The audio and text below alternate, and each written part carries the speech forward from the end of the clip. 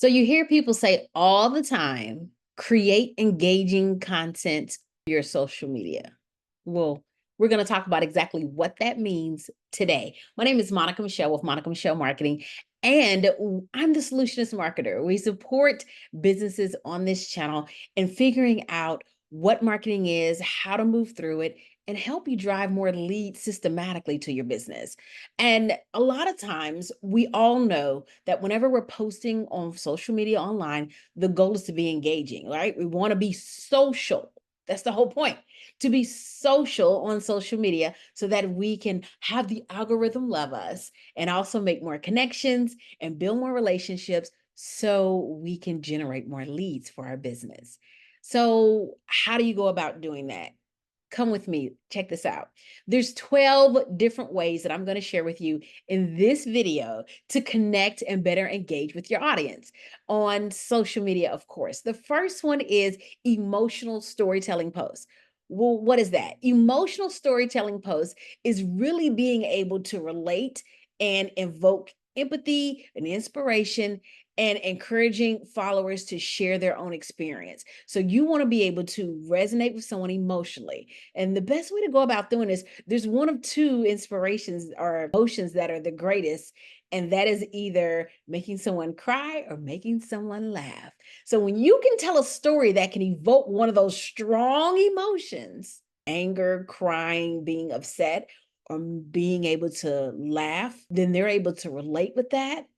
It creates the strongest connection to you and your story and what you have going on.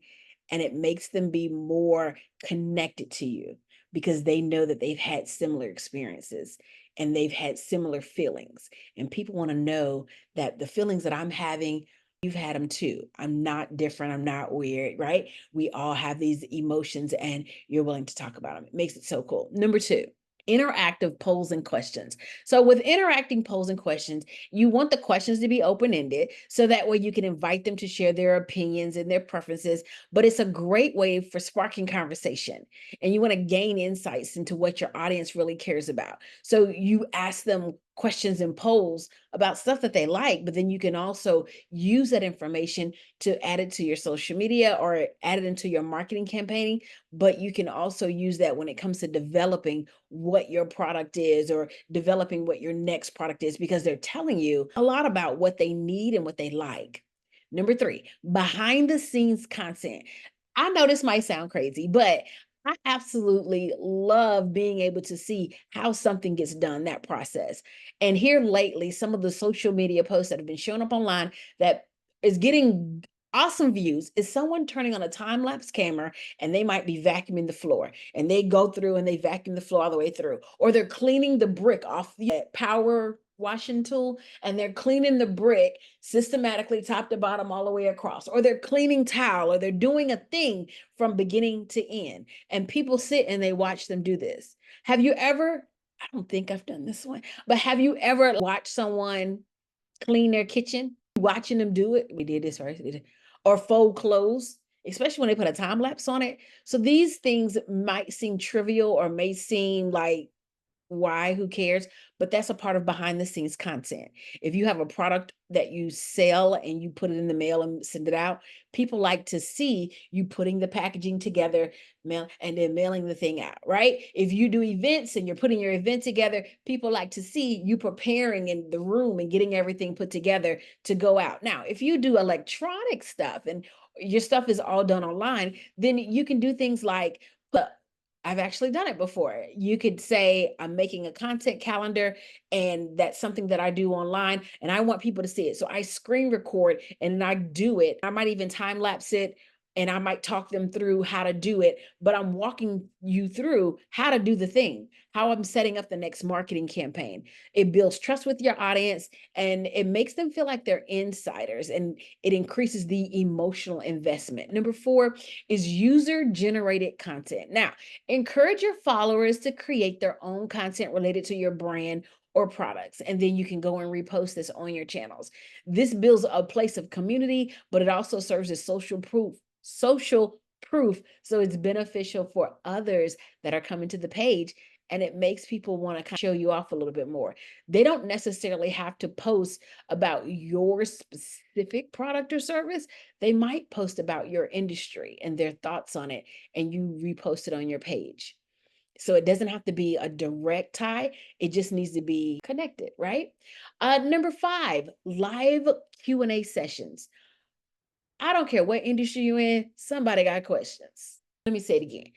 I don't care what industry you're in, somebody has questions. So you can do Instagram Live, a Facebook Live, a LinkedIn Live, a YouTube Live, and ask questions, have people ask you questions about something pertaining in your industry.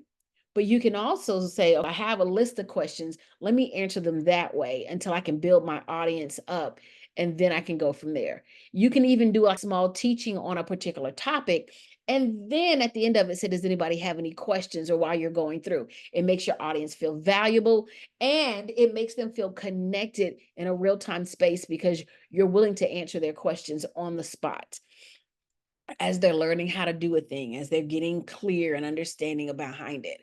Now, you can also do giveaways and contests. That's number 6. Having someone like or comment or share or tag something, and they'll be able to be entered into the contest. So this significantly boosts your reach because social media and the lovely algorithm, they love when people interact with your things, but it also rewards your audience for doing so. So who doesn't like to be rewarded? You know, whole dopamine thing is being fired off in their brains because they're giving you these likes and comments and whatever the case, shares, and then you're able to reward someone and say thank you for participating. Number 7, educational how-to tips. Now, everybody loves to get valuable information, and you have to remember when you're going online, there's a few things that people are looking for when they're going to different channels. And depending on what they're looking for when they're going to the channel, will help you figure out how to most show up. And a lot of times when they're going online, Facebook, they're trying to generally not going online to do research. They're going to connect with friends and figure out what they're up to. So you position your stories that way. On Instagram, they're wanting to be entertained. They want to be inspired. They're not necessarily checking on friends and family and seeing what they're up to, but they are learning new things. They're looking for ways to laugh. And on LinkedIn, you're primarily looking for things that are about your industry or an industry that you're interested in. And it's more of a business to business platform. Pinterest, you're on there learning the how to steps of how to do things and how to do it yourself. You're not going on Pinterest looking for someone to be your photographer, but you will go on Pinterest, generally speaking, the majority. You will go on Pinterest and say, show me how I can take better pictures with my cameras. So you can actually do educational how to's and tips.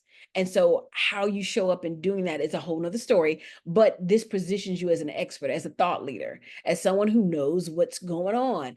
And you can encourage them to share and save and engage with your posts as you're giving them this information. So let's flip back from 1 to 7 one more time as we are continuing to dive into this. The first one was emotional storytelling in your posts, interactive posts and questions, behind the scenes content, user generated content, live Q&A sessions, giveaways and contests, and number 7, educational how-tos and tips. Now, again, if this is something that you're needing help with, make sure you join me over in our Facebook group. It's absolutely free. It's called Doing Business Online. You can find it in the caption. But the goal of the group is to help you sharpen your tools in doing business online. We have some freebies and some things that are going on in there. And we want to keep the conversation going and continue to support you in your efforts. We want to get your feedback and kind of walk with you on this journey, because if you don't have a community of support, then how are you going to get it done? Well, number 8, the 8th type of post that you can do on social media to keep it going is customer testimonies and success stories. Now, this content is letting other people know and hearing it directly from the mouths of the customer or the client, and how your product or service played a role in their life. What they liked about it, how they liked it, how was the process, how you were. And so it's kind of giving an endorsement saying, yes, this is the way to go if you're in need of this. And that's number 8. Number 9, interactive stories and challenges. Use Instagram or Facebook stories to create challenges, such as daily tasks or prompts that your audience can participate in. What this does is it increases and encourages your followers to tag you in their stories, increasing visibility and interaction. So it could be something as simple as every day I'm going to give you a social media post for your stories. Make sure you post it and tag me on it, right? And so the thought is, or the thing that's going on here is they're not sure what to post in their stories. And so I'm giving them a challenge to see about how, to get them to post in their stories. And then they're tagging me. So I'm able to reshare them and they're getting more shine, right? And so in return, they feel supported and it's increasing the engagement and the interactions. Number 10, memes and relatable humor. Now, like I said earlier in this, there's 2 emotions that are highly addictive or highly connecting, and that is extreme anger or upsetness, tears, or it's the other one, which is humor and making someone laugh. When you're listening to your Audible books, or if you're listening to a podcast or on the phone with your friends, you are laughing, right? Like OMG. When you're watching a comic, whenever you watch that one comic and they're just hilarious as all get out, you want to consume more and more of them and you feel connected to them. And so, number 10, with being memes and relatable humor, it's an excellent way to help them share your content, to go viral and expand your reach. Hands down, no matter what. What it does is it resonates with your audience pain points, challenges, or its industry specific humor. So me being a marketer, and I'm not marketing to marketers, right? I'm marketing to business owners. So my putting up a meme that says something like, and I've actually seen this, right? Putting up a meme that says something to the effect of, if you're needing help with clients coming to me asking me to do work for free, and I told them I don't come to your job and ask you to work for free. Now, other marketers may be like, yes, I know exactly what you talk about. They're getting on my nerves too. But clients, people that I want to interact with, they're like, well, dog, why they got to be mean to me? It doesn't resonate with them. So I shouldn't make that post because that's not who my audience is. If you're needing help with figuring out who your audience is, tap back, check out some of the other videos, or join me over in the Facebook group, Doing Business Online. I would love to see you inside. Number 11, we are almost done because in this video, we're talking about 12 engaging posts that you can do on social media. And number 11 is collaborations with influencers. Now, this could be a little tricky. A lot of times when people think of influencers, they're thinking of Holly Berry, they're thinking of Beyonce, really huge names that do not know you and don't care, right, about your industry or anything else that you got going on. I'm not talking about them. We're talking about micro influencers. So people who have a following between 1 to 10,000 people, and you do something joint to work on.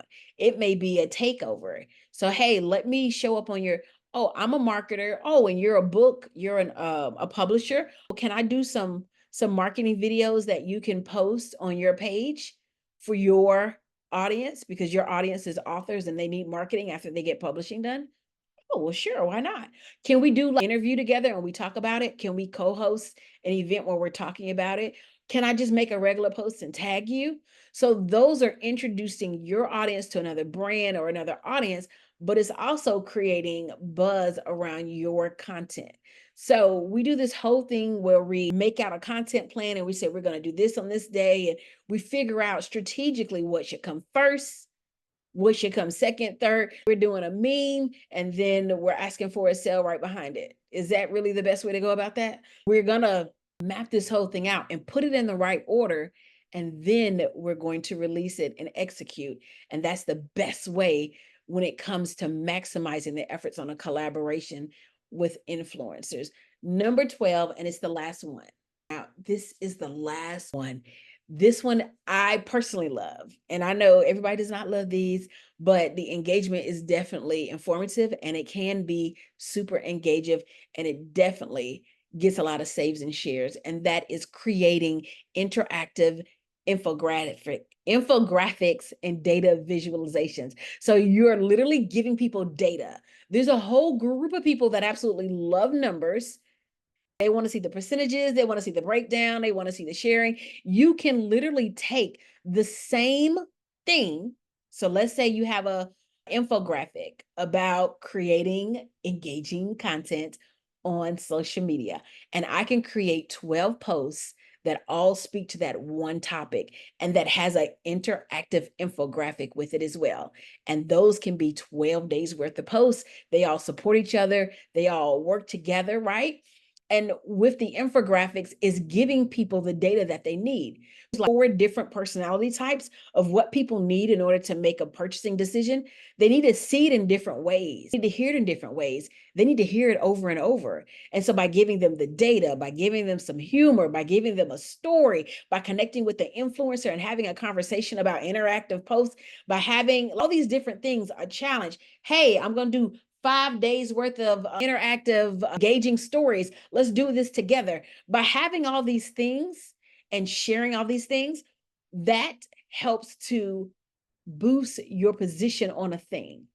It helps you to show up as the expert or the thought leader on a thing. I'm excited to see what it is you're working on and what interactive posts you're sharing. So share your social media posts down below. I want to come over to your page and give you some love. And make sure you join the social media group on doing business online on Facebook. And I'll see you in the next video.